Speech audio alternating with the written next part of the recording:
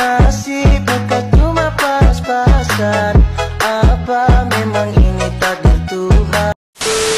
Good morning guys! Today's video is tuturuan ko kayo kung paano ang proper washing para sa mga alaga nating mga motor. Iga-guide ko kayo sa masusi at maproseso ang paglilinis sa mga alaga natin. Kita nyo guys, napakadumi ni White Falcon. Kaya ngayon, papakintabin natin siya. Ano pa inaantay natin? Simulan na natin. Unang-una, kailangan natin ng palanggana and then lalagay natin siya ng tubig dito sa may gripo. Ilalabas natin ang water pressure machine natin na bagong bili. Ilalagay natin yung hose niya na humigop ng tubig dito sa may palanggana. I-set up lang natin saglit guys, hindi ko pa kasi na-connect yung hoses and hindi pa natin nasasaksak.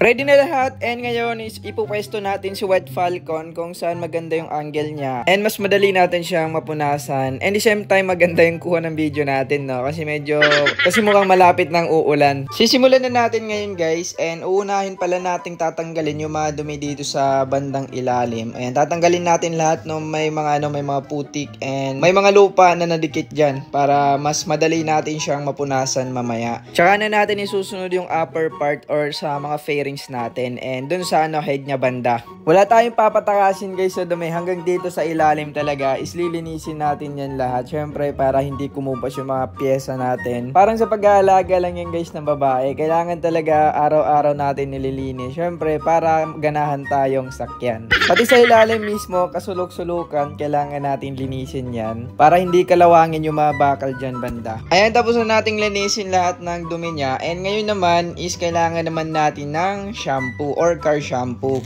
Kita nyo guys, favorite ko talaga tong MTX na car shampoo and etong towel na to kasi smooth siya masyado. So ang gagawin natin guys is papatak tayo ng konti and then papabulahin natin gamit yung pressure water natin hanggang sa mapuno natin yung lagyan natin. Pag napabula natin or napuno na natin to is ayan, ready na natin tong i-apply. Unahin muna nating pupunasan guys yung mga fairings natin sa taas kasi pag inunan niyo yung sa baba banda, baka makakuha kayo doon ng mga dumi and madikit nyo dito sa fairings nyo. Or baka makakuha kayo ng maliliit na bato. So, delikado yun guys. Baka magasgasan nyo yung fairings na inaalagaan nyo. So, kailangan unahin muna natin yung upper part or yung mga fairings. Ayan, tapos na natin yung upper part ng motor natin. So, napunasan na natin lahat ng sabon. Ngayon naman is isusunod natin yung sa bababanda. Para syempre mabusan lahat, no. Hindi pwede yung upper part lang yung pupunasan nyo kasi marami tayong bolt sa baba na inaalagaan and baka kalawangin yung ibang part natin. So ayan, sisimulan na natin sa baba.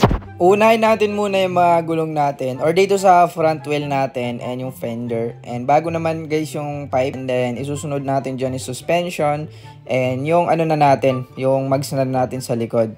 Ayan, hanggang sa crankcase na. So, kung saan yung konti yung dumi is yun yung uunahin natin. Ayan guys, punasan na natin lahat ng part, mapataas man or mapababa, pati yung mga ilalim. So, ayan, wala kayong masisilip dyan na hindi natin napunasan ng sabon. So, ngayon naman guys, is babanlawan na natin. Siyempre, para makita natin yung linis na niya. So, nakaka-excited guys, kahit araw-araw kayo magwash kung alagang-alaga yung motor nyo, hindi kayo mapapagod.